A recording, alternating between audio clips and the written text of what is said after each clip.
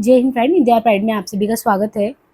Friends, यहाँ पे देखिए यूजीसी नेट यूनिट 10 हिंदी गद्य विधा से संबंधित यूनिट में आपके पाठ्यक्रम में आत्मकथात्मक विधा में मुर्दैया, जो कि तुलसी राम जी द्वारा जो उनका खुद का जीवन वृत्तांत है वो इसमें लिखा गया है और ये आपके पाठ्यक्रम है। मूल टेक्स्ट वाचन के साथ आप नोट्स रिवीजन के तौर पे इस क्लास को लेंगे तो ये बहुत ही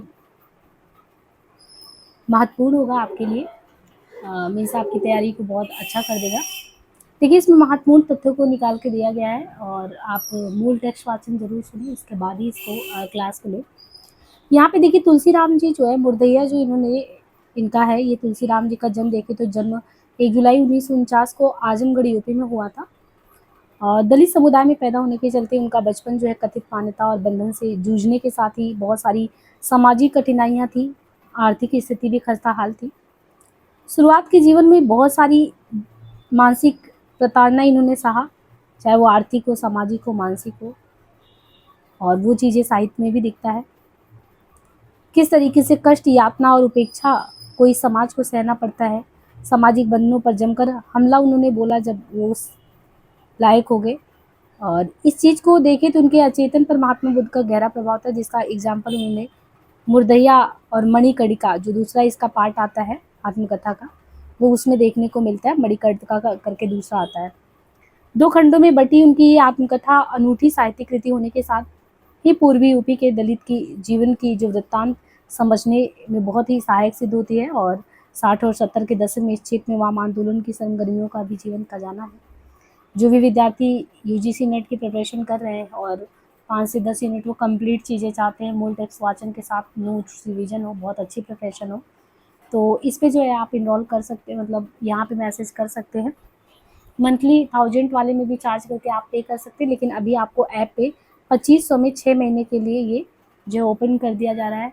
आपको ये जो आपका एग्ज़ाम है जून वाला, इसके बाद दिसंबर तक आपकी वैलिडिटी रहेगी। बहुत अच्छे से चीज़ों को आप कवर कर सकते हैं समय लेके, तो यहाँ पे आप मैसेज कर सकते हैं उसके लिए। इनकी प्रमुख रचनाओं में आप देखें तो अंगोला का मुक्ति संघर्ष, सीआईए राजनीतिक विध्वंस का अमेरिकी हथियार, द हिस्ट्री ऑफ कम्युनिस्ट करके है। इनके अलावा movement in Iran, Persia to Iran ideology ने सोवियत ईरान रिलेशन दी मुर्दैया।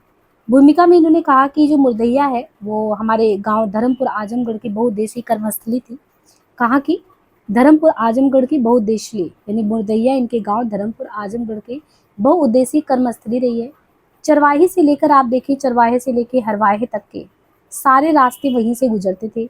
इतना ही नहीं, स्कूल हो या दुकान, बाजार हो या मंदिर, यहाँ तक कि मजदूरी के लिए कलकत्ता वाली रेलगाड़ी पकड़नी हो तो भी मुर्दैया से ही गुजरना होता था। हमारे गांव की जियोपॉलिटिक्स यानी भू राजनीति में दलितों के लिए मुर्दैया एक सामरिक केंद्र जैसा था। जीवन से लेकर मरण तक की सारी गतिविधियां मुर्दैया समेट लेती थी। सबसे रोचक तथ्य ये कि मुर्दैया मानव और पशु में कोई फर्क नहीं करता था, वो दोनों की मुक्तिदाता था। विशेष रूप से मरे हुए पशुओं के मांस मीट पर जूझते सैकड़ों गिद्धों के साथ कुत्ते और सियार मुर्दैया को एक कला स्त्री के रूप में बदल देते थे। रात के समय इन्हीं सियारों की हुआ वाली आवाज उसकी निर्जनता को भंग कर देती थी। हमारी दलित बस्ती के अनगिनत दलित हजारों दुख दर्द अपने अंदर लिए मुर्दैया में दफन हो गए थे। यदि उनमें से किसी की भी आत्मकथा लिखी जाती तो उसका एक शीर्षक अगर देखें तो मुर्दैया होता। हालांकि मुर्दैया के नाम से ही हम इसको देख रहे हैं। बाकी मणिकर्णिका करके जो है इनका दूसरा पार्ट आता है। आपको बता दें कि ये यूजीसी नेट का हमारा ऐप जो हिंदी और प्राइड ऐप लॉन्च है, वहाँ पे आप जाएंगे तो इस ऐप को डाउनलोड करेंगे तो आप जो यूजीसी नेट का जो आपका एक बैच बनाया गया वो 2500 का बैच है, तो ये बैच आप वहाँ से परचेज कर सकते हैं। अभी समय है आपका 2 महीने है, लगभग 2 महीने में 40 से 45 दिन है। जो भी वर्किंग प्रोफेशनल या कुछ भी, आपको एक जगह सारी चीज़ें व्यवस्थित चाहिए, मूल वाचन के साथ नोट्स रिवीजन, और नोट्स भी साइड में वहीं पे ऑप्शन में दे दिया गया है। तो ये सारी चीज़ें आपको ऐप पे मिल सकता है। हिंदी और प्राइड करके अपना ऐप है, वहाँ पे वो कर सकते हैं। बाकी हमने ये है नंबर जो है यहाँ पे आप मैसेज करके बैच में इनरोल कर सकते हैं, ठीक है। अब यहाँ पे देखिए कहते हैं कि मुर्दैया सही मायनों में हमारी दलित बस्ती की जिंदगी थी। इस जिंदगी को मुर्दैया से खोद कर बाहर लाने का पूरा श्रेय किसको? तद्भव जो पत्रिका आता था, तद्भव की पत्रिका के मुख्य संपादक थे अखिलेश, उनको जाता है। वे हमेशा मेरे सामने ना कलम के बदले फावड़ा लिए तैयार मिलते थे। सही अर्थों में मैंने उनके ही फावड़े से खोद कर मुर्दैया से अपनी जिंदगी को बाहर निकाला। किसके? कदमों के मुख्य संपादक अखिलेश जो थे, वही ऐसा लगता था कि हमारे सामने कलम के बदले फावड़े लेके खड़े हैं। सही अर्थों में अगर देंगे तो मैंने उनके ही फावड़े से खोद कर मुर्दैया से अपनी जिंदगी को बाहर निकाला है। जमाना चाहे जो भी हो, मेरे जैसा कोई अदना जब भी पैदा होता है वो अपने इर्द गिर्द घूमते लोक जीवन का हिस्सा बन ही जाता है। यही कारण था कि लोक जीवन हमेशा मेरा पीछा करता रहा। तो गांव के हर किसी के मुख से निकले पहले शब्द से तुकबंदी बनाकर गाने वाले जोगी बाबा, लक्कड़ ध्वनि पर नृत्य कला विखेती नटिनिया, गिद्ध प्रेमी पग्गल बाबा तथा सिंघा सिंघा के अलावा जो सिंघा बजाता बंगिया डोम, ये कुछ ऐसे जिंदा लोक पात्र हमेशा के लिए गायब होकर मुझे बड़ा दुख पहुंचाते हैं। सबसे ज्यादा दुखित करने वाली बात दिल्ली में रह रहे मेरे गांव के कुछ प्रवासी मजदूरों से मालूम हुआ। यहाँ पे इनके गांव में कुछ प्रवासी जो मजदूर रहते थे उनसे पता चला, वो दिल्ली में रह रहे थे। कहते हैं कि 50-60 साल पहले की जिस मुर्दैया का वर्णन मैंने किया है वो पूर्ण रूपेण अब उजड़ चुकी है, पहले जैसा नहीं है। सारे जंगल अब कटकर खेत में बदल चुके हैं, जिसके चलते अब गिद्धों जैसे अनगिनत दुर्लभ पक्षी, शाही सियार और खरगोश जैसे जो पशु पक्षी, वो सब भी उनका भी विलोपन हो चुका है। बचपन में दुखित होने का मतलब होता था, एक चीज ये बताते हैं कि बचपन में अगर हम दुखी होने का मतलब आंखों में आंसू आ जाना। जब आंखों में आंसू आ जाता था, ऐसे में इनकी दादी इनको बहुत मानती थी, तो मेरी दादी जो है आंखें धो लेने को कहती थी। किंतु आज का अनुभव बताता है कि चंद पानी के छींटों से दुख की निथानी नहीं मिट पाती। बहुत बड़ी बात कही है कि चंद पानी के छींटों से दुख की निशानी नहीं मिट पाती। प्रवासी मजदूरों से हमें पता चला कि मुर्दैया से होकर जाने वाला जो एक सरकारी सड़क है वो हमारे गांव को तीन जिलों में आजमगढ़, गाजीपुर तथा बनारस, तो जो सरकारी इनका कह रहे हैं कि मुर्दैया से होकर जो जाने वाला सरकारी सड़क होता था वो हमारे गांव, इनका जो गांव था उनके गांव को तीन जिले में आजमगढ़, गाजीपुर, बनारस से जोड़ देता था। उस पर टेम्पो भी चलने लगे हैं। अब तो बहुत बदलाव आ गया है।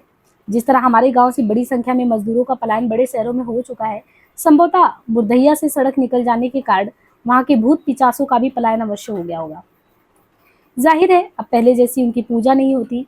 बढ़ते हुए शहरीकरण ने हर एक के जीवन को प्रभावित किया है। भूत भी इससे अछूते नहीं है। आने वाले मुर्दैया के दूसरे खंड में मणिकर्णिका की बात है कि दूसरे खंड में घर के भागने के बाद जब ये कलकत्ता, बनारस तथा दिल्ली होते हुए, यानी जब ये अपने घर पे शुरुआत का तो प्रारंभिक ही इनका जीवन का पूरा वृत्तांत दिया गया है। कितने कष्ट में जीवन से निकले, फिर कैसे पढ़ाई किया, पढ़ाई करने के बाद ये बाहर निकले। तो मुर्दैया में तो यही वृत्तांत मिलेगा। मणिकर्णिका में इनकी आगे की यात्रा है कि घर से भागने के बाद कलकत्ता, फिर बनारस, फिर दिल्ली होते इंग्लैंड तथा सोवियत संघ, रसिया तक की जीवन यात्रा का लेखा जोखा मूलतः ये यात्रा मार्क्सवाद से बौद्ध दर्शन की है। ये यात्रा जो है ये मार्क्सवाद से बौद्ध दर्शन की है। राजकमल प्रकाशन के निदेशक अशोक महेश्वरी इस बात के लिए धन्यवाद के पात्र कि उन्होंने तत्भव में अब तक प्रकाशित 7 किस्तों को मुर्दैया खंड 1 के रूप में अविलंब प्रकाशित करने का निर्णय लिया, जबकि आगे का लेखन अभी जारी है। तो बहुत कुछ आपको भूमिका में ही महत्वपूर्ण चीजें मिल गई। डॉक्टर तुलसीराम जवाहरलाल नेहरू विश्वविद्यालय, नई दिल्ली। और एक समय आप देखिए कि एक व्यक्ति यहाँ से निकलता और कितनी ऊंचाई पे वो व्यक्ति पहुंच जाता है समय के साथ। ये बहुत बड़ी बात है, बहुत ही मोटिवेटिंग फैक्टर है। भूमिका के बाद आप देखो तो ये कुल 7 चैप्टर में बटा हुआ अध्याय में भूतही पारिवारिक पृष्ठभूमि में पूरे अपने भूतही पारिवारिक पृष्ठभूमि के बारे में बताते हैं, कैसे कैसे इनका पारिवारिक पृष्ठभूमि रहा। वहाँ पे ये बाहर डंबर चीज़ों को लेके या अंधविश्वास में बहुत ज़्यादा लोग विश्वास करते थे। फिर मुर्दैया और इनका स्कूली जीवन का क्रम कैसे था, साथ में स्कूली जीवन जाना, स्कूल का जीवन जीना। मुर्दैया अकाल में अंधविश्वास की स्थिति कैसी थी। मुर्दैया के गिद्ध तथा लोक जीवन, मुर्दैया के स्पेशली गिद्ध को मेंशन किया है। और भूतनिया नागिन एक चैप्टर है। चले बुद्ध की राह, आजमगढ़ में फाका कसी। तो ये जितने भी हैं सातों के सातों आपको ध्यान रखना है। भूतही पारिवारिक पृष्ठभूमि, मुर्दैया तथा स्कूली जीवन, अकाल में अंधविश्वास, मुर्दैया के गिद्ध तथा लोक जीवन, भूतनिया नागिन, चले बुद्ध की राह, आजमगढ़ में फाका कसी। कहते हैं कि सन 2010 की बात है। सन 2010 ईस्वी में प्रकाशित डॉक्टर तुलसीराम द्वारा लिखित मुर्दैया आत्मकथा, ये अपशगुन से शुभ शगुन तक के सफर को वर्णित करता है। यानी 2010 में अगर आप देखें प्रकाशित हुआ तुलसीराम जी द्वारा मुर्दैया। क्या सही है क्या गलत है, शगुन क्या होता है, शगुन मतलब कि क्या चीज़ सही है गलत है, नहीं कहते हैं कि ये अपशगुनी है, मतलब इसकी उपस्थिति जो है किसी के लिए भी अच्छा नहीं होता है, ये सारी चीज़ें। तो ये कहते हैं कि यही चीज़ कथानक ये दिया गया है। शिक्षा से कौन सा परिवर्तन हो सकता है, इनके घर में भी ऐसी चीज़ें थी कि इनको क्यों एजुकेशन दिया जाए। और दलित होने के नाते सामाजिक बहिष्कार, और सबसे बड़ी बात है कि इनका किसी का भी आप कहते हैं कि उनका व्यक्तित्व जो है कैसा हो, पर्सनालिटी वो भी चीज़ों को आकर्षित करता है। तो इनका आप देखेंगे तो एक आँख जो है, एक आँख से अंधे हैं, पूरे चेहरे पर चेचक का दाग है। पारिवारिक बहिष्कार और उपेक्षा के कारण भी ये दोहरी मार झेलते थे, एक तो समाज से और ऊपर से व्यक्तित्व में भी। अंदर तो कुछ भी हो लेकिन एक बाहर व्यक्तित्व जो होता है। हमारे देश में प्रतिभा की कमी नहीं, परंतु उस प्रतिभा को निखारने के लिए उचित शिक्षा तंत्र की आवश्यकता है। इनमें पात्रों में देखें तो इनके दादा जूठन, इनके दादा का नाम ही जूठन है, जूठन। और इनके अलावा जूठन नाम से आप देखें वो प्रकाश वाल्मीकि जी के भी पढ़ते हैं। इनके दादा जूठन थे, दादी इनकी मुशड़िया थी, पिता इनके तेरशी, माता इनकी धीरजा, नग्गर, सोमर, मुनेसर, मुन्नर पिता के भाई लोग थे। ये एक चीज स्पष्ट करते हुए कहते हैं कि सारी बातें तो मुझे समझ में नहीं आती, किंतु हकबत, चकबट और सब कमाई सब खाई मुझे अच्छी तरह समझ में आया था। तभी ये भी कि वर्तमान रूस की देन है। रूस वगैरह के बारे में बहुत पहले इन्होंने अपने घर में ही सुना था। और अच्छी बात है कि ये तो ये उपस्थित है ही आत्मकथा में, गांव के लोग भी हैं। पात्रों से अगर हम परिचय प्राप्त करें तो धीरजा इनकी माँ, लेखक की माँ साधारण ग्रामीण और गृहिणी। जूठन इनके लेखक के दादाजी हैं, जिन्हें अंधविश्वास के अनुसार भूतों ने पीट पीट कर मार डाला, मतलब ऐसा माना जाता है। और उसका दंश इनकी दादी को झेलना पड़ता है। ऐसा कहा जाता है अंधविश्वास के अनुसार कि उनको मार डाला गया था। और मुशड़िया इनकी दादी थी, वो 100 वर्ष तक जीवित रह जाती है, तो ये भी एक कलंक की बात है। वो शतायु कैसे रह गई और उनके पति मार दिए गए। सोमर जो है वो लेखक के पिता के बड़े भाई, सोमर लेखक के पिता के बड़े भाई जो 112 गांव के चमारों के चौधरी, 112 गांव के। मुनेश्वर काका लेखक के पिता के दूसरे नंबर के भाई, शिवनारायण पंथी धर्मगुरु। मुनेश्वर जो थे काका, पिता के दूसरे नंबर के भाई शिवनारायण पंथी धर्मगुरु थे। नग्गर काका लेखक के पिता के तीसरे भाई, स्वभावतः गुस्सैल और हिंसक स्वभाव के भी थे, शिवनारायण पंथी धर्मगुरु। एक मुन्नर काका लेखक के पिता के सबसे छोटे भाई, सहज और सामंजस्यवादी तथा पूरे संयुक्त परिवार के मुखिया थे मुन्नर। मुंशी रामसूरत के बारे में बताया गया है कि लेखक के प्राथमिक विद्यालय के शिक्षक कट्टर जातिवाद इनके अंदर था, रामसूरत के अंदर। प्रधानाध्यापक हेडमास्टर परशुराम सिंह। संकटा सिंह इनका जो प्राथमिक विद्यालय था जहाँ पे कट्टर जातिवाद था, मुंशी रामसूरत जहाँ के प्राथमिक विद्यालय में थे, वहाँ के परशुराम हेडमास्टर थे, वहीं पे इनका संकटा सिंह एक मित्र था घनिष्ठ। करपात्री महाराज हिंदू कोड बिल के विरोधी और रामराज पार्टी के नेता। सुग्रीव सिंह लेखक के शिक्षक जो स्वयं गोरखपुर विश्वविद्यालय से पढ़कर आए थे, हिंदी के शिक्षक जो लेखक को आगे की पढ़ाई के लिए सुग्रीव सिंह जो है वो प्रेरित करते हैं आगे की पढ़ाई के लिए। आजमगढ़ के दलित नेता रामधन का जिक्र आया है। तपसी राम लेखक के उच्च शिक्षा के लिए बीएचयू के लिए यानी बीएचयू जाना चाहिए हायर एजुकेशन के लिए, तपसी राम। अरुण सिंह आजमगढ़ के कम्युनिस्ट नेता थे। जद्दी काका अंग्रेजों ने दूसरे विश्व युद्ध के दौरान इन्हें जबरन युद्ध के लिए उठा लिया था, तो जद्दी काका को बहुत ज्यादा सेकेंड वर्ल्ड वार के बारे में पता था। देवराज सिंह बस्ती जनपद का युवक जो आजमगढ़ में लेखक के साथ पढ़ता था। देवराज सिंह जो था वो कौन था? देवराज जो है बस्ती जनपद का युवक था जो आजमगढ़ में लेखक के साथ पढ़ता और मित्र भी था। तो देवराज सिंह बस्ती जनपद का युवक जो आजमगढ़ में लेखक के साथ पढ़ता और मित्र भी था, परंतु लेखक की छात्रवृत्ति आने पर वो चाकू के बल पर आधा रुपये ले लेता है। मतलब बस्ती जनपद का युवक था, आजमगढ़ में लेखक के साथ ही पढ़ता था, लेकिन एक समय आया इसको लालच आई कि वो चाकू के दम पे जब छात्रवृत्ति स्कॉलरशिप आया था तो देवराज ने इनसे पैसे के दम पे ले लिया। वैसे भी गरीबी में आटा गीला करने वाली स्थिति थी, इनके मित्र के द्वारा इनको बड़ा धोखा दिया गया। एक किसनी भौजी है जो चिट्ठी आता है पढ़ते हैं, किसनी भौजी और सुभगिया। सुभगिया का जिक्र है, किशनी भौजी गांव के नवविवाहित स्त्रियां जो अपने घर तथा वैवाहिक जीवन के दुखों की चिट्ठी के द्वारा संपर्क होता है, तो पति भेजते थे, तो क्योंकि तुलसीराम को पढ़ने आ गया था तो चिट्ठी पढ़ने की बात होती तो उनसे पढ़वाया जाता, किशनी भौजी सुभगिया लोग।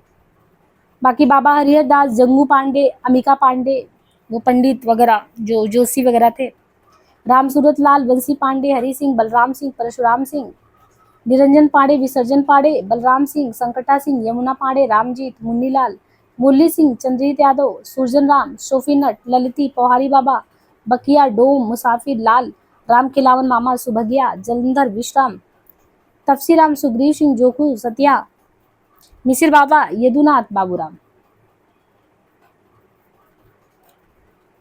अब ये आप देखेंगे कि तुलसीराम के मित्र तत्वों के संपादक अखिलेश के आग्रह पर ही इन्होंने जो आत्मकथा का लेखन किया तो 7 उपशीर्षकों में बांटा। उपशीर्षक ध्यान रखना बहुत जरूरी है।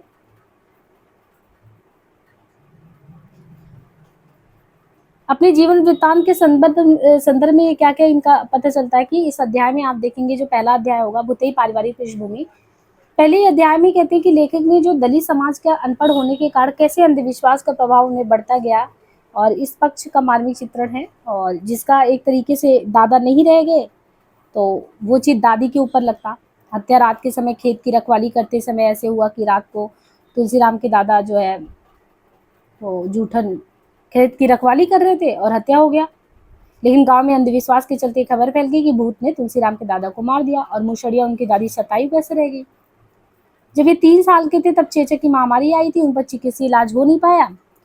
उल्टे गांव के देवी देवताओं के पास जाकर मन्नत वगैरह मांगा गया, उसके चक्कर में इनकी आंख भी चली गई और नाम इनका पड़ गया कनवा और पूरे मुंह पे चेचक का दाग भी। तुलसीराम अपनी दादी के व्यक्तित्व से बहुत प्रभावित थे। मुशड़िया से वो चमरिया देवी की भक्त रही थी और वो बड़ी अंधविश्वासी किस्म की थी।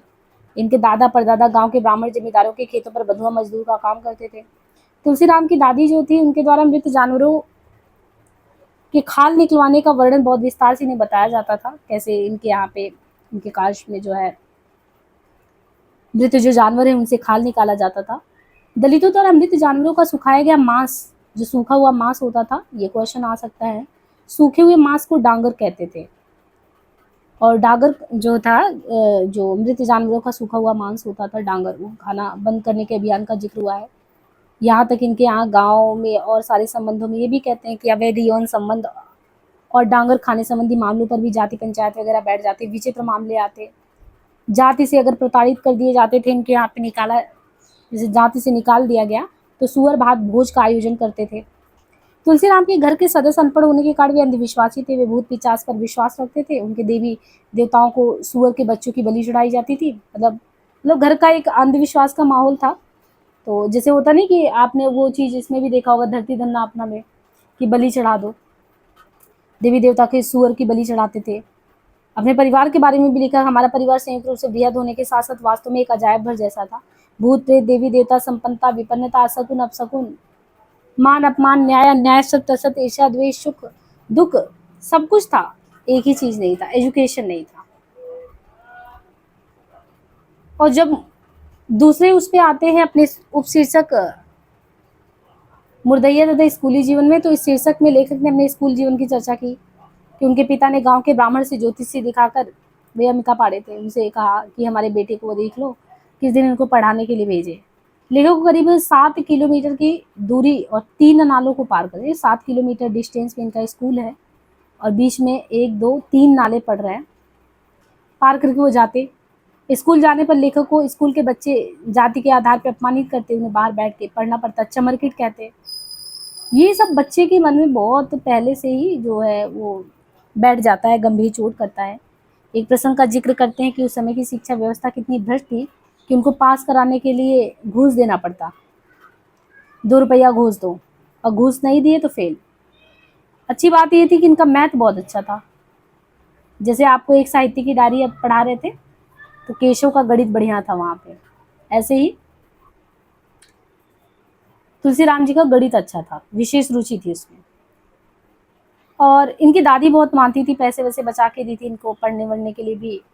उन्होंने अपनी दादी की गोद में बैठकर राजा रानी कौवे गौरैया का कहानी सुनी। बारिश के दिनों में दलित बस्ती में रोटी की कीमत क्या होती है, कोई ये बात लेखक से पूछ सकता है। और जब आप पूरा पढ़ेंगे वृत्तांत तो बहुत विस्तार से आपको समझ में आएगा।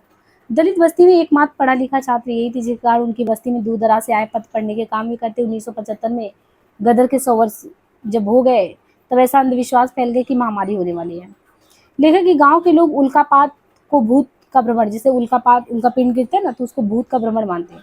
गांव के आसपास पीपल के पेड़ पर भूत रहते हैं, ऐसा मानते हैं। इन अंधविश्वासों के चलते बालक तुलसीराम को मुर्दैया की भूमि बड़ी डरावनी सी लगती है। वो बचपन में अपनी बस्ती के बच्चों के साथ जो है, जैसे होता नहीं कि पहले इवनिंग टाइम में निकल जाओ भाई, गाय गरू उसको चराओ, तो ऐसे था। तो अंधविश्वास के चलते बालक तुलसीराम को मुर्दैया की भूमि बड़ी डरावनी लगती है। बचपन में अपनी बस्ती के बच्चों के साथ भैंस बकरी चराने का काम करते हैं। वहाँ भी काफी मनोरंजक खेल भी खेला करते हैं। एक बार सियार द्वारा उनकी बकरी मार दी गई, तब उन्हें अपने घर वालों से मार खानी पड़ी थी। लेकिन बचपन में काफी अंधविश्वासी था। उनके जीवन में कोई साधारण प्रसंग या घटना घटित हो जाती, तब भी बस उनको यही बताया गया था कि जैसे हम लोग कहते नहीं बजरंग बली जी को याद करो, ऐसे यहाँ पे इनको बताया गया चमरिया माई को याद करो, प्रार्थना करो, उनसे वो मन्नत मांगते। तो इस तरीके से इनका गांव जो है अंधविश्वासों को जन्म देने वाला जानना। गांव में उल्लू कौवा के बारे में भी भ्रांत धारणा है, लेकिन दलित समाज में प्रचलित रीति रिवाज और मान्यताओं का संबंध सीधे सीधे बौद्ध धर्म के साथ जोड़कर देखा। ये चीज आप अम्बेडकर जी में भी देखते हैं, लास्ट में वो बौद्ध धर्म की तरफ उन्मुख होते हैं। ऐसे इनके उपशीर्षक में तीसरा काल में अंधविश्वास में तीसरे शीर्षक में प्रस्तुत अध्याय में लेखक ने अंधविश्वास संबंधी छोटी छोटी बातों को स्पष्ट किया। लेखक ने स्कूल में श्रमदान के नाम पर छात्रों के साथ कैसे शोषण होता था। उनके जो स्कूल के शिक्षक उनको पढ़ाने के बजाय खेत पर लेके जा रहे हैं, काम करवा रहे हैं। इतना था कि होशियार थे तो थोड़ा सा कम इनके साथ हो जाता, नहीं तो फिर शिकार थे ही। लेखक के गांव में दलितों और ब्राह्मणों में बहुत लड़ाई होती। ब्राह्मणों के पास बल्लम भाले, तो दलितों के पास मृत जानवर के बैल की तलवारनुमा पसलियां होती थी लड़ाई के लिए। इस लड़ाई में जीत दलितों की होती, क्योंकि ब्राह्मण मृत गाय पसलियों को स्पर्श करना पाप समझते। अकाल के दिनों में दलितों को पड़ने वाले जो उपवास है, उस पर भी लेखक ने क्या, उपवास मतलब कि मिलता ही नहीं था खाने को। भोजन के लिए कुछ न मिलने पर दलित परिवार जंगल से चूहे, खरगोश, ये प्राकृतिक खाद्य सामग्री ले आता। मुसहरों के परिवारों में खाने के लिए कुछ न कुछ मिलने पर विवाह के अवसर पर फेंके गए जूठे पत्तलों से बचे हुए भोजन को खाने का वर्णन दलितों की गरीबी का चित्रण करता है। ये चीज आप ओम प्रकाश वाल्मीकि का जब जूठन पढ़ेंगे तो उसमें भी है कि कैसे उनकी माँ दूसरे के घर पे काम करती है, लेकिन जिस दिन उनके यहाँ विवाह होता है तो भी ये तरस जाते हैं। तो वाल्मीकि जी के संबंध में वो है कि वो तरस जाते हैं कि पत्तल जूठा खाना मिल रहा है। ऐसा बूढ़ी काकी में आपने देखा होगा, प्रेमचंद जी ने वर्णन किया है कि कैसे उसको अपने घर शादी के दिन जूठा पत्तल जो है खाना, मतलब उसको चाटना पड़ता है। मुद्दैया आत्मकथा जो है, सबसे बड़ी खासियत है कि लेखक ने प्रस्तुत आत्मकथा में अवैध स्त्री पुरुष संबंधों का चित्रण काफी संयम तटस्थ रूप से किया है। दलित बस्ती में भूत प्रेत बाधा होने पर झाड़ फूक, हवा बतास से तो हर रोज का काम था। ऐसे प्रसंग पर होने वाले शोषण का विवेचन भी लेखक ने दलित समाज में व्याप्त अंधविश्वास को मनोवैज्ञानिक ढंग से रखा है। अपनी बस्ती में कहते मनेसर चाचा थे, उनके अनुरोध पर यह रामायण पढ़ने का काम भी किया जब पढ़ लिए थोड़े। मुर्दैया के गिद्ध तथा लोक जीवन शीर्षक में ये भी है, चतुर्थ शीर्षक में, कि लेखक जो है वो बबरू धनुआ नामक गांव में 5वीं कक्षा की परीक्षा के लिए पैदल जाया करता था। गांव का नाम था बबरू धनुआ। उन दिनों ने अल्प भोजन पर संतोष करना पड़ता है। बबरू धनुआ तक ही जाते 5वीं कक्षा में, और खाना नहीं होता था ज्यादा। अकाल के दौरान लेखक ने अपने चाचा के अनुरोध पर मृत गाय का चमड़ा भी निकाला था। ये बड़ा एक बहुत ही भयावह दृश्य था। लेखक के अनुभव दिल दहलाने वाला था। मृत गाय का चमड़ा निकालते समय गिद्धों द्वारा होने वाले आक्रमण पर लेखक ने प्रकाश डाला। लेखक का परिवार अंधविश्वास की खाई में आकंड डूबा। लेखक एक बार भैंस की पीठ से गिर जाता है तो उनके परिवार जन जानते कि लेखक को भूत बाधा हुई है। लेखक ने मुर्दैया के लोक जीवन के विविध पहलुओं को उठाया। वहाँ के लोग कोई ना कोई बहाना बनाकर स्थानीय देवी देवताओं की सूअर की बलि चढ़ाई देते, जिसका उद्देश्य होता था कि भविष्य में किसी तरह की अनहोनी को रोक लेंगे। दलित बस्ती में नटनियों के परिवार द्वारा भी अलग अलग कर्तव्य दिखाए जाते। 5वां शीर्षक भूतनिया नागिन में एक नट परिवार की ललती नाम की लड़की है। तो वो नट परिवार की है। भूतनिया नागिन में जो ललती है, वो ललती जो लड़की है वो अंग्रेजी सीखने के लिए इनसे बड़ा कहती है, लेकिन ये काम इनके परिवार को अच्छा नहीं लगता। ये सिखाना चाहते हैं, सीखती भी है, लेकिन ललती को वो चीज़ पसंद नहीं करते। घर के लोग उन्हें आवारा मारने लगे थे। लेकिन मुर्दैया के जंगल में सांप मार दिया था। गांव के लोगों ने लेखक को बताया कि मृत सांप बदला लेता है। डर के मारे बेचारे भैंस के कमरे में सोने के लिए भेज दिया जाता। तब डरे हुए लेखक ने अपनी जान बचाने के लिए जब तब का सहारा लिया। गांव के चौधरी सोमर चाचा की बीमारी को ठीक करने के लिए किए गए अनुष्ठान का विस्तार से वर्णन है। सोमर चाचा लेखक के पिता के ही भाई। इतना बड़ा अनुष्ठान करने पर भी चौधरी सोमर चाचा मर गए थे। होली के अवसर पर दलितों में फैलाए गए अंधविश्वास के प्रति सजगता दिखा। होली के अवसर पर परंपरागत रूप से दलित द्वारा ब्राह्मणों के घर जो बचा हुआ खाना ना मांगना, ये दलित अस्मिता को दर्शाता कि नहीं मांगेंगे। भारत चीन युद्ध का वर्णन भी अध्याय में लेखक द्वारा सवर्ण छात्र के साइकिल के हैंडल को स्पर्श करने पर भी उसे मारा जाता है। मतलब वो बड़े घर का लड़का सवर्ण जात का है, उसकी साइकिल का हैंडल स्पर्श कर दिया तो उसे मारा गया, अपमानित किया गया। चले बुद्ध की राह जो छठा शीर्षक है, उसमें लेखक राहुल सांकृत्यायन के जीवन तथा साहित्य को जब पढ़े तो बड़ा प्रभावित हुए। इसी समय उनके मन में गौतम बुद्ध के प्रति आकर्षण हुआ। वे सुदबुद्ध होकर गौतम बुद्ध के विचारों में मग्न रहने लगे, वैरागी जीवन का अभ्यास करने लगे। जिस स्कूल में पढ़ते थे उस स्कूल के एक शिक्षक अपनी छात्रा को प्रेम पत्र लिखते थे। ये प्रेम पत्र देने का काम लेखक ने किया था। लेखक लाल बहादुर सिंह के साथ चिड़ियाकोट में जाकर शराब पीते थे। जब उनके घर वालों को इस बात का पता लगा कि वो चिड़ियाकोट में जाके लाल बहादुर के साथ शराब पीते तो जमकर पिटाई की, कुछ काम दाम नहीं करता, तो उन्होंने कसम खाया कि नहीं पिएंगे अब। 10वीं कक्षा में प्रवेश लेने तो पाने के लिए लेखक के साथ हुई खींचातानी का वर्णन भी है और उनके शिक्षा के प्रति प्रेम को दर्शाता है। चिंतामणि सिंह द्वारा लेखक की 10वीं कक्षा की शिक्षा का आर्थिक बोझ उठाने का चित्रण है कि चिंतामणि ने कहा ठीक है हम देखेंगे। लेखक द्वारा 10वीं कक्षा में दिल लगाकर पढ़ाई करने का पहला श्रेणी में उत्तीर्ण भी हुए। लेखक को दलित बस्ती में विवाह के अवसर पर शास्त्रार्थ करते करते गांव में महत्वपूर्ण स्थान मिल गया था, जिसके कारण वो दलित बस्ती में बहुत फेमस हो गए थे। 10वीं कक्षा उत्तीर्ण करने पर अगली पढ़ाई के लिए आजमगढ़ का जो डीएवी कॉलेज था वहाँ गए।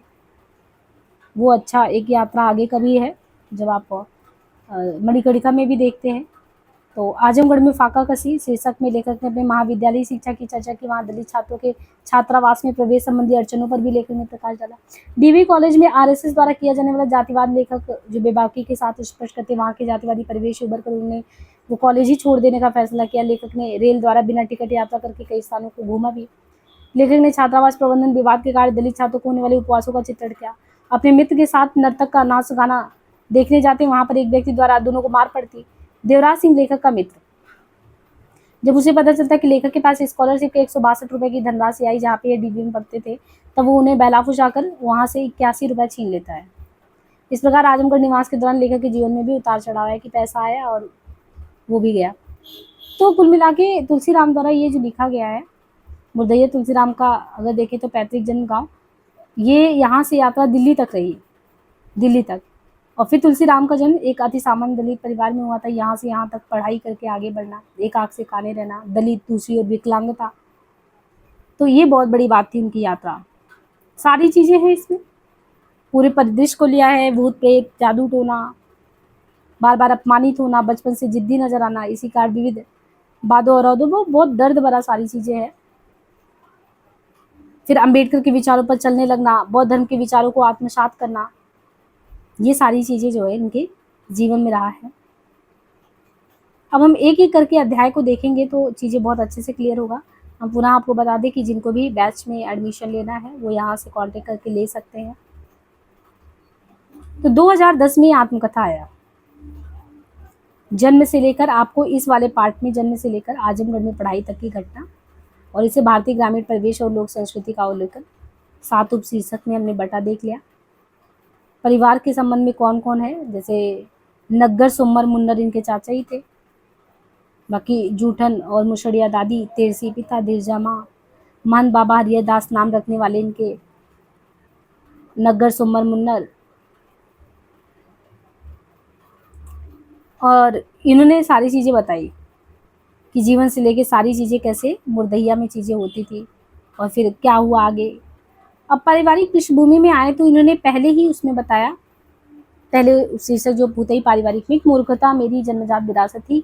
मानव जाति का वो पहला व्यक्ति जो जैविक रूप से मेरा खानदानी पूर्वज था, उसके और मेरे बीच न जाने कितने पैदा हुए, किंतु उनमें से कोई भी पढ़ा लिखा नहीं था। लगभग 2300 वर्ष पूर्व यूनान देश से भारत आए मिनांडर ने कहा कि आम भारतीयों को लिपि का ज्ञान नहीं है, इसलिए वे पढ़ लिख नहीं सकते।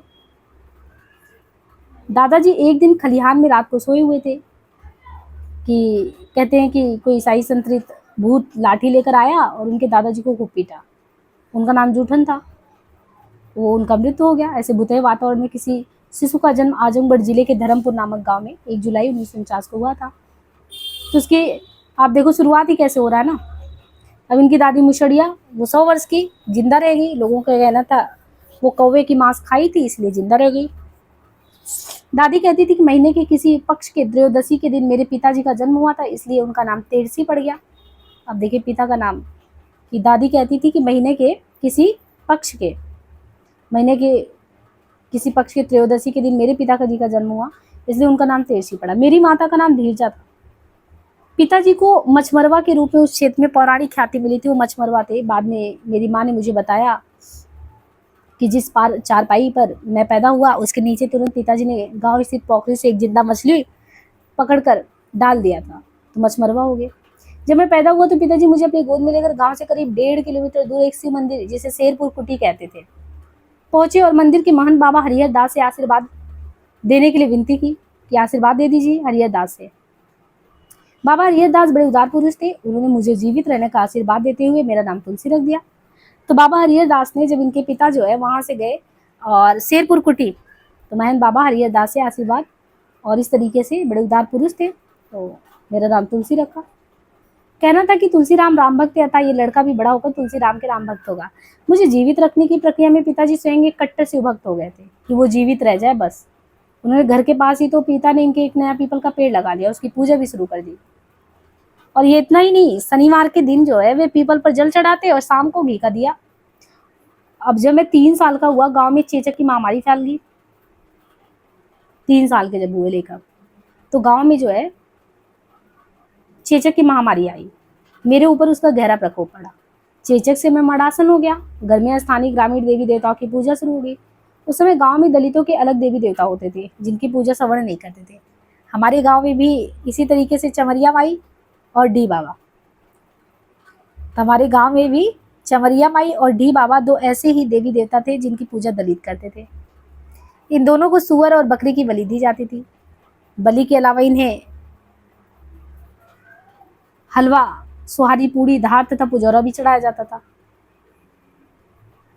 चमरिया माई का स्थान उसी मटर वाले भुतरे खेत के पास झाड़ियों वाले टीले पर था। वहां कुम्हार के आवा में पक्के मिट्टी के कुछ हाथी और घोड़े रखे हुए थे। यही हाथी घोड़े गांव के ब्राह्मणों के घरों के पास डी बाबा के स्थान पर रखे हुए थे। गांव के दक्षिण पश्चिम कोण की दिशा में थोड़ी दूर पर दौलताबाद नामक एक दूसरा गांव था, जिसके बाहर एक सुनसान जगह पर बहुत पुराना पीपल का विशाल वृक्ष था। घर वालों के अनुसार वो भूत उसी पेड़ पर रहता था। चेचक निकलने पर मनौती के अनुसार देवी शीतला माई की भी पूजा की जाती थी, तो शीतला माई मंदिर भी बहुत प्रसिद्ध है वहाँ पे। चेचक निकलने पर कहते कि मनौती के अनुसार यहाँ पे देवी शीतला जी का पूजा किया जाता था। और शीतला माई का मंदिर अगर इनके यहाँ गांव से देखेंगे तो करीब इनके यहाँ पे अगर गांव है तो 20 किलोमीटर पे, वो भी कहाँ पे था, पश्चिमोत्तर में। यदि घर यहाँ है तो पश्चिमोत्तर में अगर देखें शीतला माँ का मंदिर 20 किलोमीटर। अब आजमगढ़ आप गए हों तो ये सब नाम भी सुना होगा, निजामाबाद शीतला माई का मंदिर वहाँ है। तो शीतला माई का मंदिर गांव से करीब 20 किलोमीटर पश्चिमोत्तर में निजामाबाद कस्बे के पास था। वहाँ साल भर में एक बार गांव के जितने भी दलित थे वो मिलकर जाते और शीतला माई को सुअर के बच्चे की बलि के अलावा हलवा सोहरी भी चढ़ाते, हलवा सुहारी भी चढ़ाते थे। शीतला माई को अति प्रसन्न रखने के लिए मंदिर में कहते वेश्याओं का नृत्य भी होता था। और इतना ही नहीं, इस बीच विभिन्न मनौतियों में सुअर, बकरी की बलि में भैंसा भी शामिल हो जाता। सुअरों की बकरी, सुअर तो विशेष रूप से उसकी बलि दी जाती थी, बकरों की भी, भैंसा की भी। कहते मेरा चेहरा इसी आंख के बाहरी हिस्से जैसा हो गया था और मेरी दाई आंख की रोशनी हमेशा के लिए विलुप्त हो गई थी। मतलब दाई आंख की रोशनी इनकी चली गई थी। अब सगुन की श्रेणी में मैं एक थे, करीब 80 वर्ष के एक बूढ़े ब्राह्मण थे, जंगू पाड़े।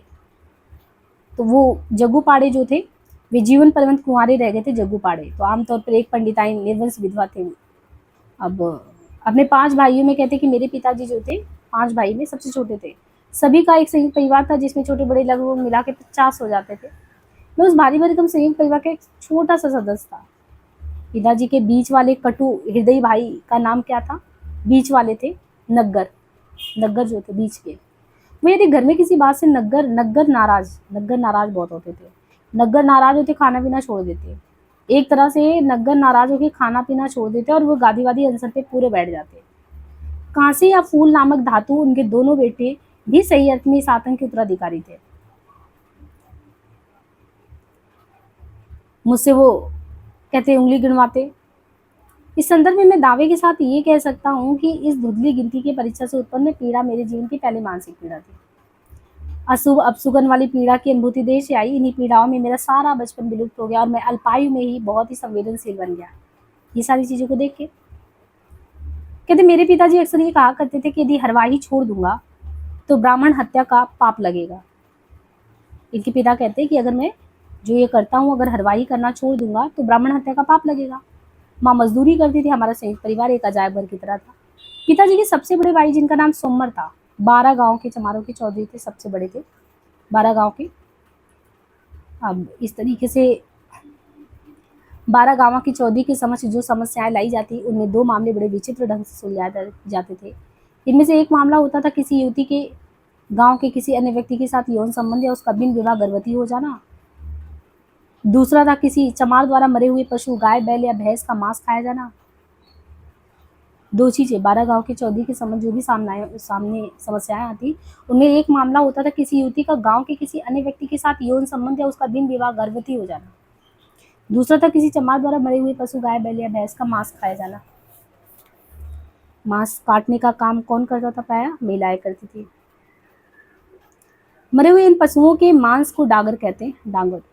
आज़ादी के बाद चमारों ने डांगर खाना बंद करने का अभियान चलाया था कि अब नहीं खाएंगे, आज़ादी के बाद, जो अत्यंत सफल भी रहा। स्मरण रहे कि अभियान मूल रूप से बाबा साहेब अम्बेडकर ने चलाया था, किंतु हमारे 12 गाँव में उन्हें कोई नहीं जानता था।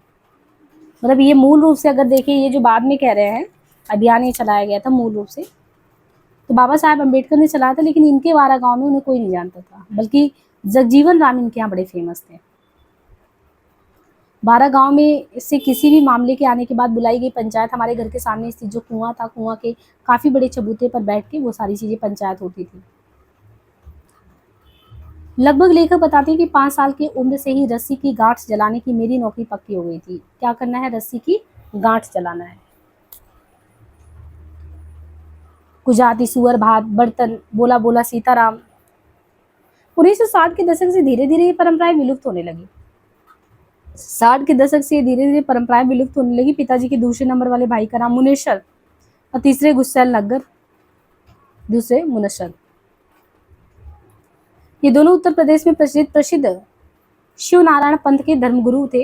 इनके दर्जनों शिष्य थे, लेकिन गांव का कोई नहीं। और जो मुनेश्वर थे, मुनेश्वर चाचा इनके कलकत्ता के एक जूट मिल में नौकरी करते थे। वो कलकत्ता के एक जूट मिल में नौकरी करते थे। उनके ज्यादा से यूपी के हुआ करते थे, बंदगी साहब।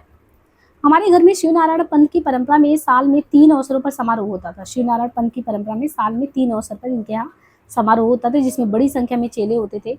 ये 3 अवसर कौन से होते थे? जब इनके यहाँ शिव नारायण पंथ की परंपरा में 3 अवसर बड़े स्तर पर होता था, होली, दिवाली, कृष्ण जन्माष्टमी। होली, दिवाली, कृष्ण जन्माष्टमी।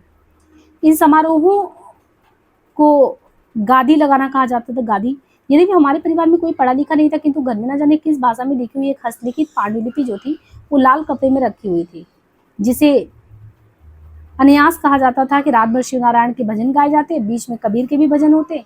किसी शिव नारायण पंथ की मृत्यु हो जाने पर, शिव नारायण पंथी अगर कोई इनकी मृत्यु हो जाती थी, तो हिंदुओं की तरह उनकी लाश को जलाया नहीं जाता, बल्कि मुस्लिम की तरह इनके यहाँ दफनाया जाता था।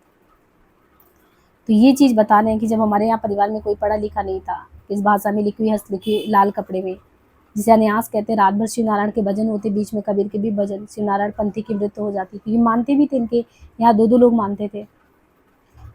किसी किसी को तो यहाँ तक गंगा नदी में बहा भी दिया जाता था। गंगा नदी में रास्ते में 5 जगह लाश को यहाँ पे, मतलब किसी किसी को गंगा नदी में फेंक देते।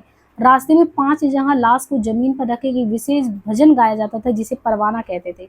ये क्वेश्चन एग्जाम में आया था, परवाना किसे कहते हैं?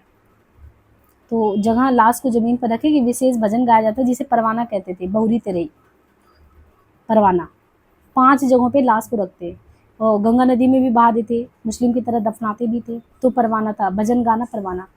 शिवनारायण पंथ की सबसे बड़ी विशेषता ये थी कि इसके संस्थापक शिवनारायण जो थे, वो खुद उत्तर प्रदेश के बलिया जिले के एक क्षत्रिय थे, ब्राह्मण थे, किंतु उनके अनुयायी सिर्फ और सिर्फ दलित जाति के लोग बने। ये भी एक क्रांतिकारी कदम था। जैसे रामानंद का आप देखिए, वो सभी के लिए द्वार खोल देते हैं।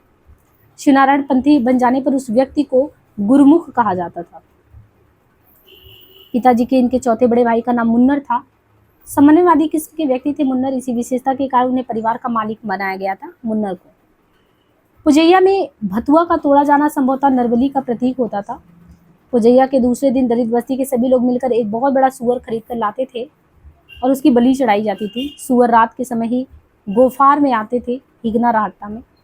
1 किलो की पूंछ चौधरी के नाम पर हमारे परिवार को मुफ्त में मिलती थी, क्योंकि इनके चाचा थे ना, मतलब पूरे 12 उसके। तो 1 किलो की पूंछ जो है चौधरी के नाम पर इनके मुफ्त में मिलती। सुअर की पूंछ चौधरी चाचा कि 12 गांव में विशिष्ट प्रतिष्ठा और उनकी न्यायिक भूमिका की मान्यता का प्रतीक था। ये सन 1954 की बात है, मतलब 47 में आज़ादी मिला और ये सब। परिणाम स्वरूप पूर्वोक्त शिव मंदिर के पास इसी जो प्राइमरी स्कूल है उसमें मुझे चिट्ठी पढ़ने लायक बनाने के उद्देश्य से भेजा जाने लगा कि इसको इसलिए पढ़ाया जाएगा ताकि ये पढ़ेगा तो कम से कम हमारे यहाँ पे कोई तो होगा जो चिट्ठी पढ़ पाएगा, क्योंकि चिट्ठी पढ़वाने के लिए फिर ऊंची जात में जाना होता था, ये भी समस्या थी। तो ये पूरा इन्होंने कैसा था भूतई पारिवारिक पृष्ठभूमि, उसमें जो जो चीज़ें थी खास वो बताया। अब मुर्दैया तथा स्कूली जीवन की बात करें तो स्कूल ले जाने से पहले पिताजी गांव के अमिका पाड़े के पास, यदि स्कूल जाएंगे तो मुहूर्त दिखाया जाएगा, तो ये गांव का अमिका पाड़े, उनके पास गए साहित्य यानी शुभ दिन का मुहूर्त पूछने गए। इन सारे चमत्कारों की हकीकत यही थी कि उनका वो रहस्यमयी पत्र, एक छपा हुआ पंचांग जो वाराणसी से हर साल प्रकाशित होता था, इसी हिंदू पंचांग में चंद्रग्रहण, सूर्य ग्रहण सभी त्योहारों का दिन भी पता होता था। तो अमिका पाड़े के पास गए। अमिका पाड़े ने अपनी इसी चमत्कार से मेरे स्कूल के जाने का दिन मंगलवार तय कर दिया था।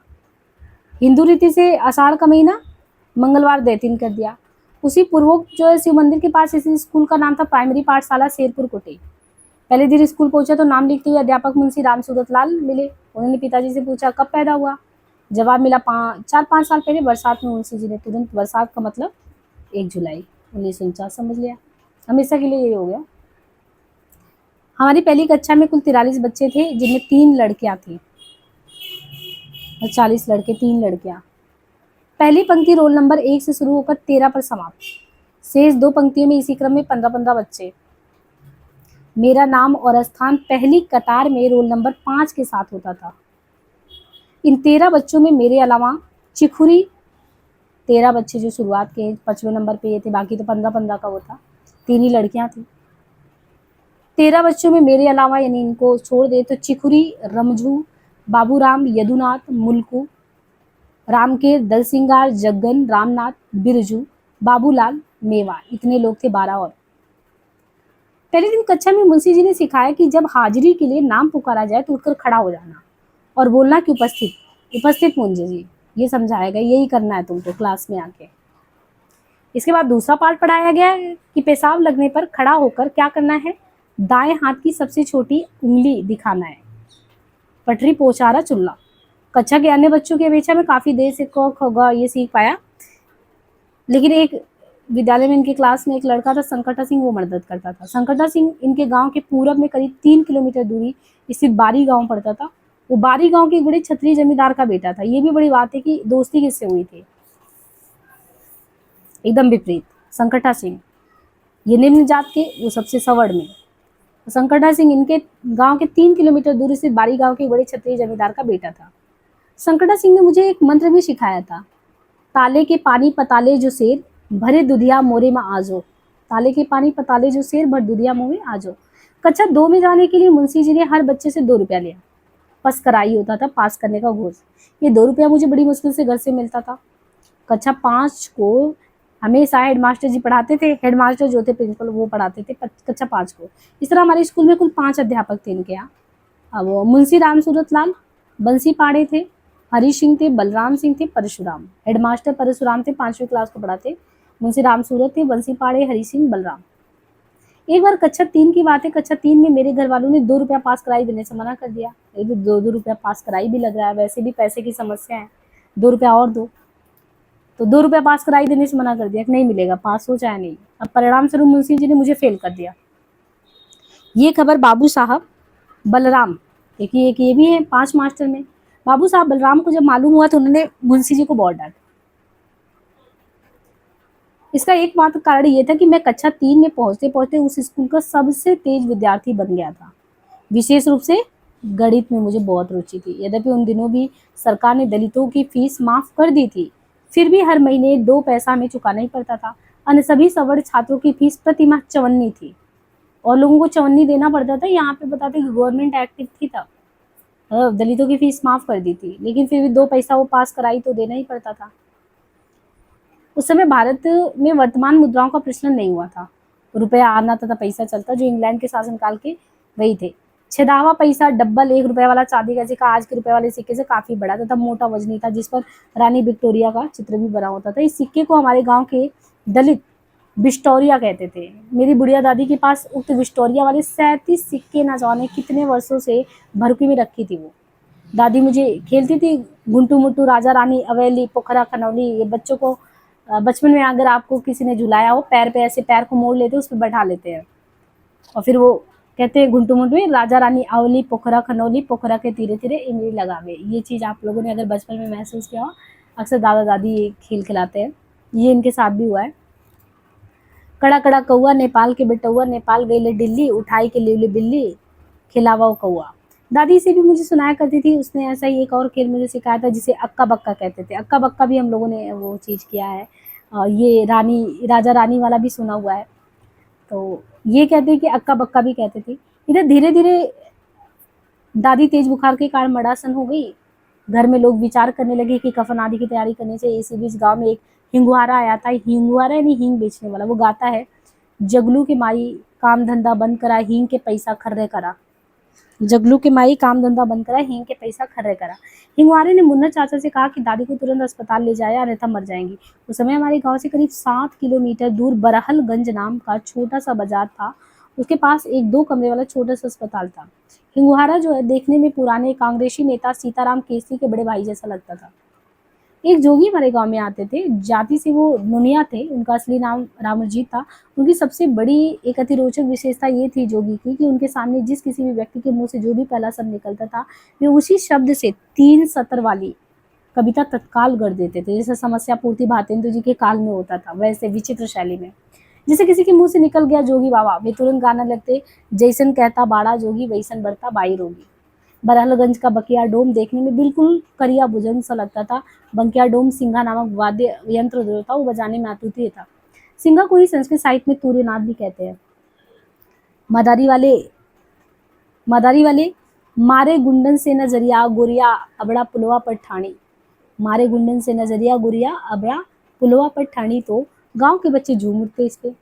मेरे पिताजी जो थे पूरी धोती कभी नहीं पहनते थे। वे एक ही धोती के 2 टुकड़े करके बारी बारी से पहनते।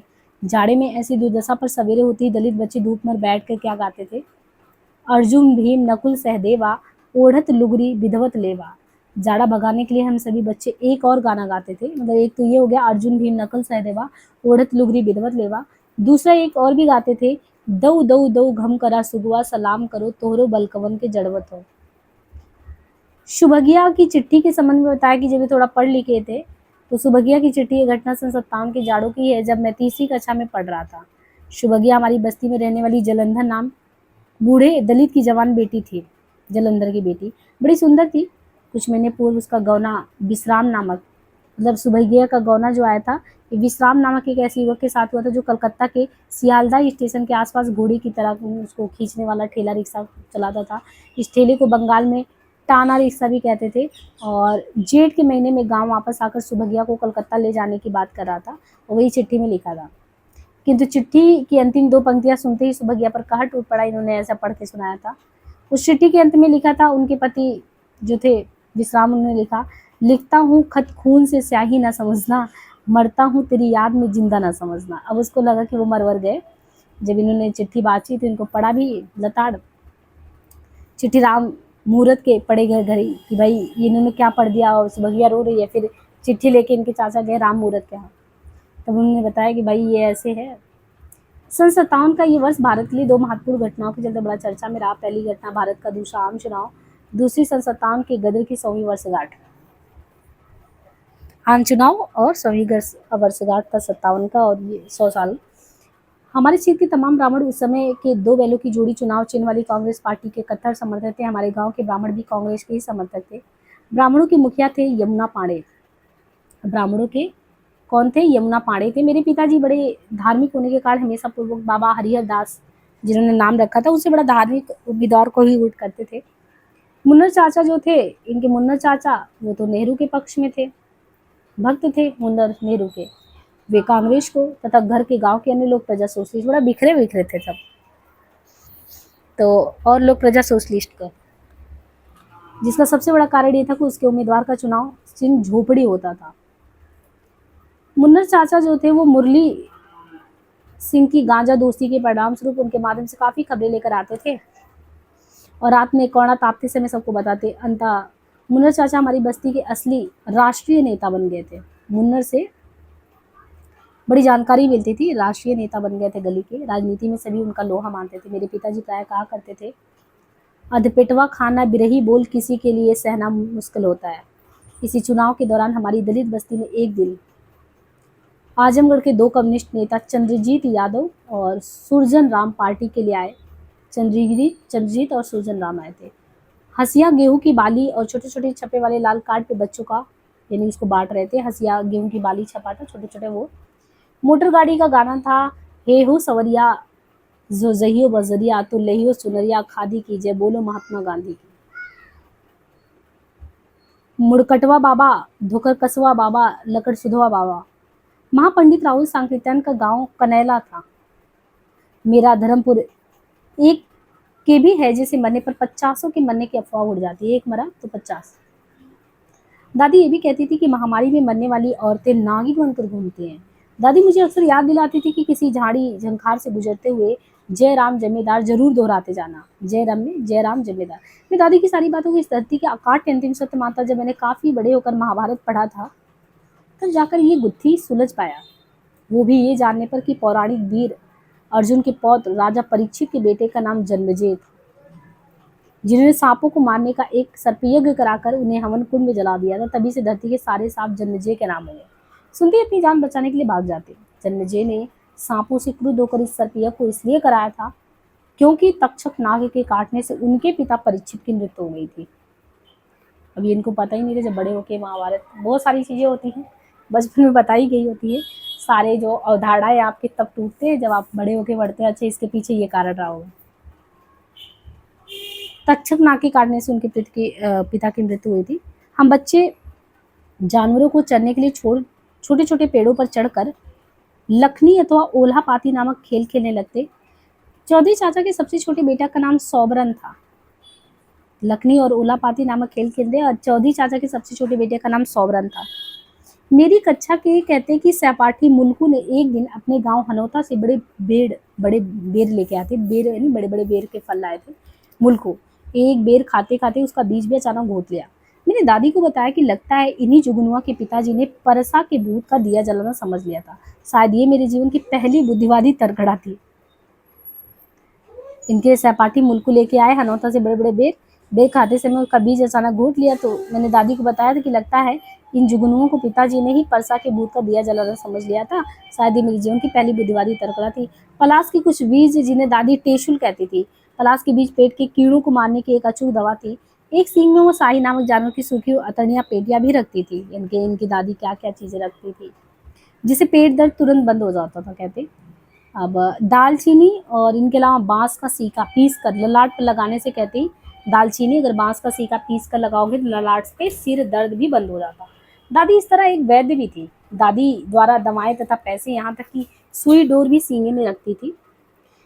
1957 का भादों का महीना खरमास में मेरे पिताजी जिससे सुदर्शन नामक ब्राह्मण की हरवाई करते थे, वो सुदर्शन की, उनकी बुढ़िया माँ मर गई। और अबिका पाड़े ने पतला देकर बताया कि देखो अभी 15 दिन तो खरमास चल रहा है, इसलिए मृत माँ का दाह संस्कार नहीं हो सकता। यदि ऐसा किया गया तो माता जी नरक जाएंगी। दफनाने से पहले टुटकावश सुदेसर पाड़े ने कफन के एक कोने में सोने की मुंदरी गठिया दी थी। एक अंधविश्वास के अनुसार कि किसी लाश के कफन में सोना बांधने से वो जल्दी नहीं सड़ेगी, मतलब सड़ेगी नहीं लाश, इसलिए सोना बांध दिया था। ये बड़ा विभत्स दृश्य था इनके लिए, बड़ा भयावह। जब मैं 15 वर्ष की अवस्था में हाई स्कूल पास करने के बाद पढ़ाई छूट जाने के कारण घर से 1964 में भागा तो उसी मुर्दैया से होकर अंतिम बार गुजरा था। अकाल में अधिक मास या अकाल में अंधविश्वास। मुंशी जी हमारी कक्षा में पढ़ने वाले परशुपुर गांव के मिसिर बाबा को पानी पिलाने के लिए कहते। मिसिर बाबा उम्र में काफी बड़े थे। वे लगभग 9 वर्ष की उम्र में पढ़ने आए थे। प्राइमरी स्कूल में हमें गांधी टोपी रोज पहनकर आना पड़ता था। गांधी टोपी। मिसिर अक्सर मृत्यु भोज में निमंत्रण मिलता, वे 2 दिन पहले से घर में खाना बंद कर देते थे। दांत में एक लौंग दबाकर रहते थे मिसिर। 5वीं कक्षा में जाते जाते हर साल दशहरा के अवसर पर मंदिर के पास लगने वाले मेले में खेली जाने वाली रामलीला में मिसिर बाबा को सीता जी की भूमिका के लिए चुन लिया जाता। तमाम दलित लड़कों को रावण की सेना में विभिन्न राक्षसों की भूमिका दी जाती थी। मुर्दैया के गिद्ध तथा लोक जीवन। 5वीं पास करने के समय अकाल अपनी विभीषिका की चरम सीमा पर था। 5वीं पास करने के समय अकाल अपनी विभीषिका की चरम सीमा पर था। 5वीं के सभी बच्चों को फाइनल परीक्षा के लिए 7 मील दूर भबरू धनुआ नामक गांव के स्कूल जाना था। वहां 1 दिन का पड़ाव था, भबरू धनुआ में रुकना पड़ता। चैत वैसाख का महीना। बाबू परशुराम सिंह ने सभी बच्चों से कहा कि परीक्षा स्थल पर 1 दिन रुकना है, किंतु वहां खाने की कोई व्यवस्था होगी नहीं। हेडमास्टर साहब के आदेश से हम लाइन बनाकर सैनिकों की तरह परेड करते हुए 7 मील का रास्ता तय करके इम्तहान स्थल पे पहुंचे भबरू धनुआ गांव। हमारा वह अभियान माओ से तुंग के उस ऐतिहासिक लॉन्ग मार्च से कम नहीं था, क्योंकि उसमें भी तो वही लाटा सत्तू वाले लोग शामिल थे। दादी के कहने पे मन्नत माना था। पोखरी की तरफ से आते हुए रामचरण यादव जी मुझे देखकर बोल पड़े, आज तो कोनो काम नहीं होगा। एक बार ये जा रहे थे और उनको देख लिया तो रामचरण ने कहा, आज तो कोई काम नहीं होगा, क्योंकि कनवा को देख लिया। ये कनवा सामने पड़ गए ले अब तो, और ऐसे ही कह के उनको एक चांटा लगा दिया। संयोगवश धनुआ के स्कूल के प्रांगण में एक नल हैंडपंप गड़ा हुआ था। जब मेरे सहपाठी शंकरा सिंह ने नल चलाकर मेरे हाथ पैर धुलवाए। लगभग 2 दशक बाद जब महाकवि शूद्रक का सदाबहार नाटक मिर्च पटिकम मिट्टी की गाड़ी के 8वें अंक को पढ़ने का मौका मिला तो सारी दुर्भावना हमेशा के लिए मिट गई। नाटक का प्रमुख पात्र नायिका वसंत सेना का प्रेमी चारुदत्त एक बौद्ध भिक्षु को रास्ते में आता देखकर बोल पड़ता है, कथम अभिमुखम ना अभ्युदकायिकम श्रमकम दर्शनम। इस घटना ने उस पुरानी पीड़ा से मुझे मुक्त कर दिया। शाम को 5वीं का रिजल्ट घोषित किया गया। उस परीक्षा स्थल पर मैं प्रथम घोषित हुआ। उस दिन हेडमास्टर परशुराम सिंह बहुत खुश हुए। वे दुखित भाव से बोले, आगे तो हर साथ अब तो छूट जाएगी। पिताजी ये भी कहते रहे कि अब बहुत ज्यादा दिन तक उनसे हरवाही नहीं होगी। अब तोहे की हरवाही करे कोई। ऐसा सुनकर मैं तो डर गया कि मैं तो पढ़ना चाहता हूँ और मेरी 6ठी क्लास से मेरी पढ़ाई का भविष्य निर्धारित होने वाला था कि आगे क्या होगा। इस दौरान अकाल के कारण पशुओं के चारे का भी टोटा पड़ गया। अनेक पालतू पशु भूखे तथा बीमारी से पीड़ित हो गए। उस वर्ष गांव में अनेक गाय भैंस तथा बैल मरने लगे थे। हमारे घर में एक कलोरी गाय यानी कुंवारी गाय बीमार होकर मर गई थी। उस समय एक परंपरा के अनुसार गांव का कोई भी हरवाहा अपने मालिक जमींदार के मरे पशु की खाल निकाल कर उसे बेचने से मिले धन को अपने पास रख लेता था। ऐसे चमड़ों की कीमत प्राय 20 रुपए होती थी। हमारे घर में मुन्नर चाचा चमड़ा छुड़ाने में बड़े माहिर किस्म थे। मुन्नर चाचा कहने लगे कि मैं चमड़ा छुड़ाना धीरे धीरे सीख जाऊं ताकि भविष्य में चर्मकला में मैं पारंगत हो जाऊं। उस दौरान बंगल के तड़वा यानी बगल के तड़वा गांव का एक व्यक्ति, जिसे लोग सिर्फ परगल यानी पागल के नाम से जाने, उसे एक विचित्र आदत थी। वे एक अद्भुत गिद्ध प्रेमी था, किंतु उसे अकाल में एकदम वो झुलस गया था। इन्हीं गिद्ध प्रकरणों के दौरान गांव के जोखू पाड़े का एक बैल मर गया। जोखू पाड़े के हरवाहे जो द्वारा चमड़ा छुड़ाए जाने के बाद उसी के घर की एक रमौती नामक दलित महिला जो मुर्दैया पर घास छिल रही थी, मरे हुए बैल को कलेजा काट कर उन खूंखार चोचों से बचते हुए घास से भरी टोकरी में छिपाकर घर लाई। रमौती के परिवार को कुजाति घोषित कर दिया गया। परिवार एक बार फिर भारी कर्ज में डूब गया था। सन 1959 की गर्मी में दलित बस्ती में चिट्ठी लिखने वाले के रूप में मेरी मांग बहुत बढ़ गई थी। इन रोती मशीनों में एक ही थी, किशनी भौजी। उनका पति कतरास की कोयलरी में कोयला काटता था। नाम था मुन्नी लाल। किशनी भौजी 2 बच्चों की माँ थी, किंतु उस उम्र मुश्किल से किशनी का 22 साल था। कुछ पंक्तियां उनके लिए यहाँ पे है कि एक हेदन के बाबू हम कौन कौन बतिया लिखाई इसमें, बबुनी बहुत बिलखऊ रोई रोई के मर जाले, हमरी छतिया में दूध ना होला, दुई जोला के बकनवा लात लाई, बंसुआ मजूरी में खाल सड़त सड़त सावा देला, ऊपर से बोकर अड़ी आंख बड़ी शैतान है, सजिया के रहलिया में गौआ के बहरिया सब मैदान जाली जो चूरवती बरेल है, रकन पेतवा हमको गीत दहाई, चोटवा से पटवा हरदम खराब रहेला, हमको खियाई खियाई कुछ समझ में ना आवेला, बबुनी के दूधवा का। तो ये पूरा अपना जो वृत्तांत लिखती है कि बच्चा है, दूध नहीं हो रहा है और खाने वाने की भी दिक्कत है, 20 रुपए भेज दो, एक जिसका कागज जरूर ले लेना, क्योंकि तुलसी बाबू इसमें लिख रहे हैं तो इनकी चिट्ठी का पेज भी जा रहा है। इस चिट्ठी में खेदन जो है किशनी भौजी की 4 साल के बेटे, एक बबुनी 1.5 साल की बेटी थी। बसुआ यानी बसुपाड़े जमींदार थे जिनके यहाँ किशनी मजूरी करती थी। इस किशनी भौजी के ससुर का नाम था जिद्दी, जो अपने बेटे से अलग रहते थे। जिद्दी चाचा अपनी जवानी के दिनों में द्वितीय विश्व युद्ध के दौरान उसी बसुपाड़े के खानदान की हरवाही करते थे। विश्व युद्ध के दौरान एक दिन वे हल जोत रहे थे, वही खेत से ही गायब हो गए। गाँव वाले कहते थे कि अंग्रेज ढेर सारे मजदूरों का अपहरण करके लड़ाई के लिए विलायत लेके चले गए थे। वे थे तो बिल्कुल अनपढ़, किंतु बातें ऐसी करते थे लगता था कि वो राजनीति के प्रोफेसर और जद्दी। वर्षों बाद जब मैं बीएचयू में उच्च शिक्षा के लिए गया तब समझ सका कि जद्दी चाचा चर्चिल जो थे विस्टन चर्चिल, उनको चर्चिलवा कहते, सबमरीन को सबमरी कहते, फाइटर प्लेन को फाइटर कहते, डमडम बुलेट को डमडम टैंक कहते, बैनेट को बनेठी कहते, मेसोपोटामिया को मस्कोटम कहते, सतल अरब को शटल रस आल खैमा को खम्मा कहते। हकीकत ये थी कि जद्दी चाचा को अंग्रेज विश्व युद्ध के दौरान एक अस्थायी टहलुआ के रूप में बगदाद ले गए थे। बाद में जैसे तैसे वो गाँव आ गए।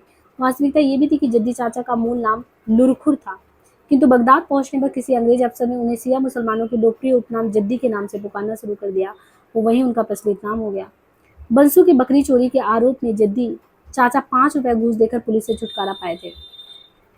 जद्दी मूछ बढ़ाता तथा धूप सोना गुरमुख आज जब मैं अंतर्राष्ट्रीय राजनीति के एक बड़े सेंटर का प्रोफेसर और अध्यक्ष बन चुका हूँ, तो इस उकारने में गर्व होता है कि इसके पीछे मेरी प्रेरणा से असली जनक वे 3 गरीब मजदूर थे, जिन्हें मुझे छोटी उम्र में अंतर्राष्ट्रीय राजनीति की तरफ अनजाने में ही खींचा था।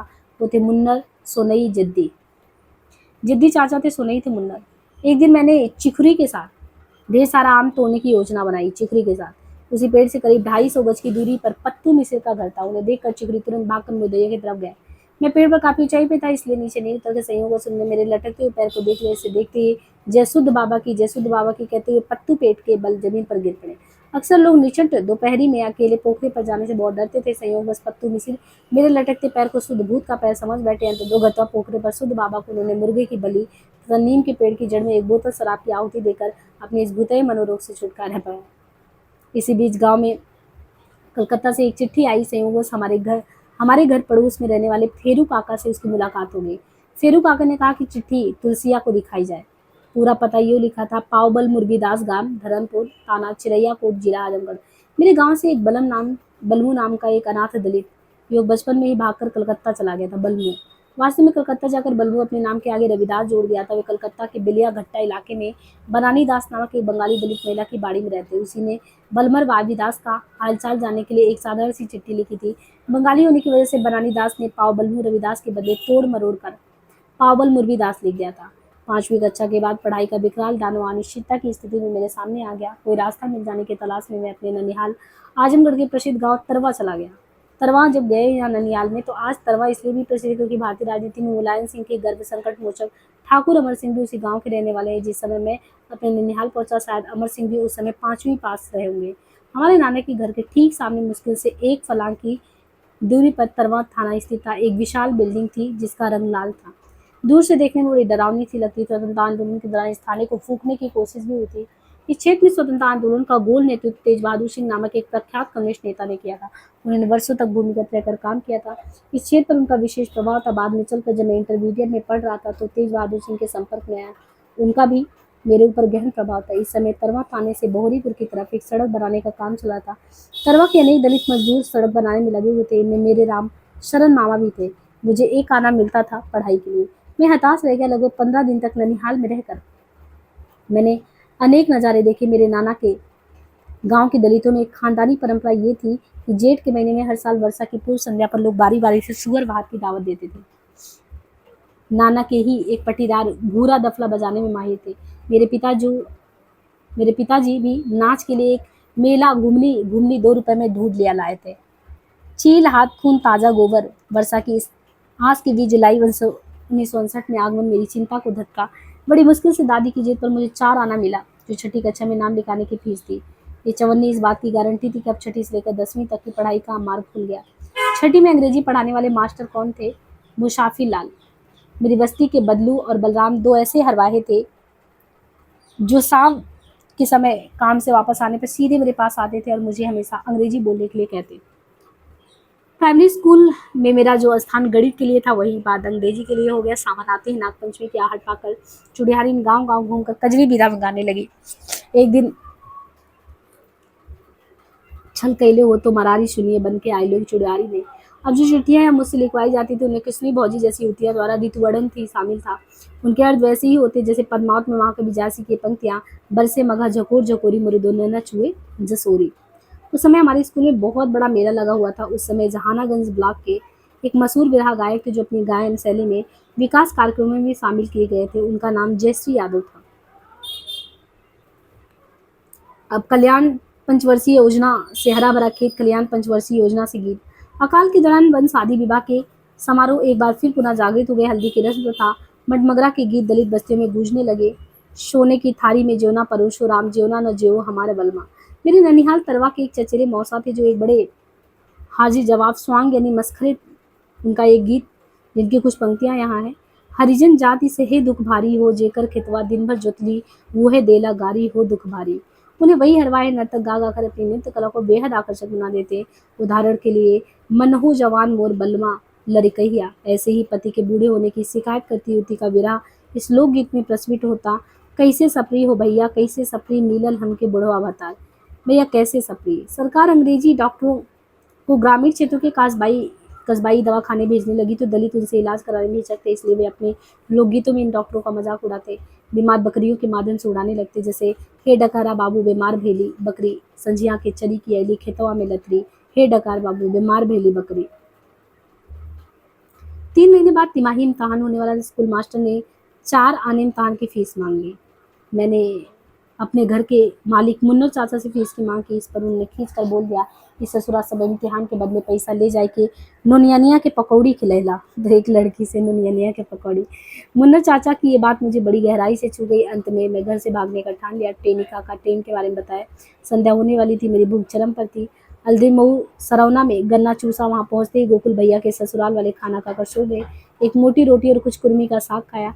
मैं ताड़ के इन जुड़वा भाइयों को रात भर निहारता रहा। जैसे जैसे मन ही मन हनुमान चालीसा रटते उस गिरी वस्तु की तरफ देखा। उसकी वही प्रसिद्ध लाइनें, भूत पिशाच निकट नहीं आवे, महावीर जस नाम सुनाए, फिर वापस घर लौट कर आया। तभी हमारे गांव के एक मातनट परिवार की मुखिया शोफी मुझे पकड़कर घसीटते हुए घर की तरफ चल पड़े। गांव के फेरू काका गुस्से में घर पर आकर बोले कि इसकी पढ़ाई नहीं छुड़ाई जाए। पिताजी ने यह भी बताया कि सेतु कुटी पर बाबा हरिहर ने उन्हें रामायण से सगुन निकाल कर बताया था कि लड़का घर वापस जरूर आएगा। स्कूल में मेरे सारे अध्यापक घर से भागने की खबर से काफी स्तब्ध रह गए। मेरे संस्कृत के अध्यापक जगदीश पाड़े तो मेरे घर से भागने से लेकर वापस आने तक के वृतांत को सुनकर स्वयं दूसरे लोगों को सुनाने लगे थे। मेरी माँ को रतौंधी हुआ था। मेरे पिताजी जिन पंडित जी की हरवाई करते थे, उनकी बेटी आशा लगभग मेरी ही उम्र की थी, किंतु देर से पढ़ाई शुरू करने के कारण कक्षा 5 में पढ़ रही थी। होमवर्क गणित होता, मदद के लिए कहती। 12 साल में शादी हो गया। और यहाँ पे जो उपशीर्षक है बुतनिया, अब जितने भी अभी चैप्टर बचे हैं, जितने भी वो नेक्स्ट पार्ट में करेंगे, इसको एज अ डेमो क्लास आप लोगों को दे देंगे। बाकी हम बता दें कि जिनको भी एडमिशन लेना, जो नंबर दिया है वहाँ से आप उसमें एडमिशन ले सकते हैं। वो 6 महीने का आपका रहेगा। बाकी 1000 रुपये मंथली पे करके आप इसमें भी परचेज कर सकते हैं। एटलीस्ट 2 महीने है तो 2 महीने आप यहाँ पे भी ज्वाइन कर सकते हैं। इसका 1000 रुपया महीने है। आज के लिए इतने।